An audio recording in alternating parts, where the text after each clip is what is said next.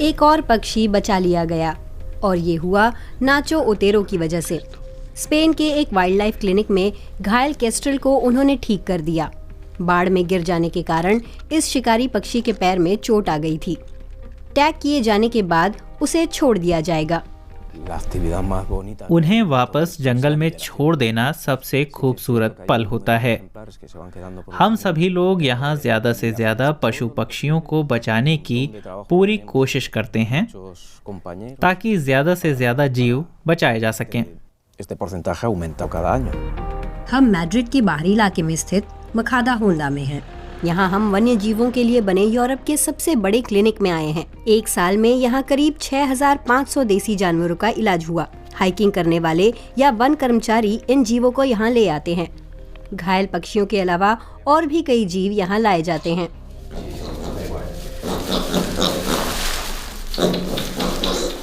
ये नन्हा सुअर शिकार के बाद अकेला भटकता मिला था।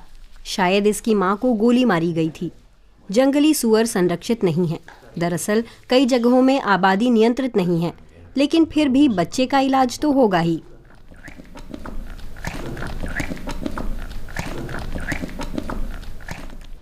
दूसरी टीम ईगल आउल को देख रही है। इस उल्लू को गोली लगी थी। उसकी एक आंख निकालनी पड़ी। अन्य शिकारी पक्षियों की तरह ईगल आउल स्पेन में संरक्षित हैं और उनके शिकार की मनाही है।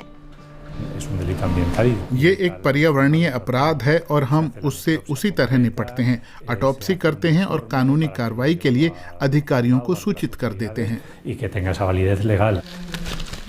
ये ग्रिफिन गिद्ध नहीं बच पाया। ये बिजली की तार से टकरा गया था। इरेने लोपेज ने पाया कि इसके पंख बुरी तरह जल गए थे। करंट लगने के मामलों को भी दुर्घटना नहीं बल्कि अपराध माना जाता है। ऊर्जा कंपनियों को कार्रवाई करनी होगी। ऐसी घटनाएं अक्सर होती रहती हैं।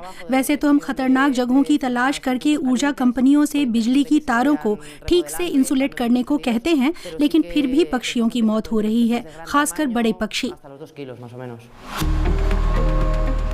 गंभीर चोट वाले जानवरों का यहीं रहना ठीक होगा, क्योंकि जंगल में उनका रहना मुश्किल है।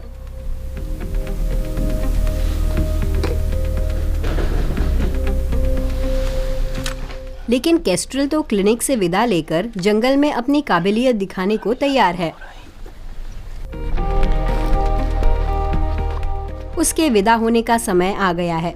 नाचो और उनके सहकर्मी ऐसे पलों में हमेशा रोमांचित होते हैं। ये भावुक घड़ी है।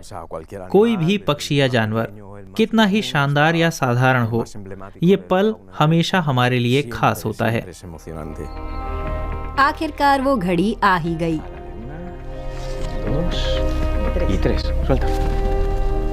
केस्ट्रल ने पंख फैलाए और वो उड़ गया।